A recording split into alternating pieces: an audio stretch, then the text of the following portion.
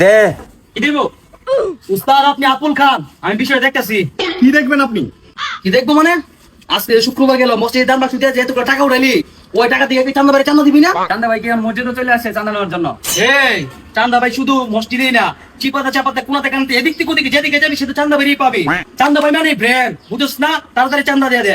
এলাকাবাসী যে মসজিদের দান বাক্সে টাকা দেয়, এগুলো মসজিদের উন্নয়নের জন্য দেয়। আর বাকিটা অসহায় মানুষদের জন্য। এই তুই কি বুঝাইতে চাইতেছস? আমগোর দিকে কি তোর সহায় মনে হয়? চান্দা ভাই দুদিন দিরা খাই না কেন? শুধু আটা খায়। শুধু আটা খাই কেন? সিদ্ধ করে রুটি বানিয়ে খেতে পারে না? আরে ইমাম সাহেব, এই আটা সে আটা না, এগুলো হচ্ছে গিয়া পেস্টিং। মজেন কুরবানির সময় যে গরু জবাই দে, জিনিসটা নিয়ে আনতো। এই জিল্লু, ওরা এইগুলো কি বলে?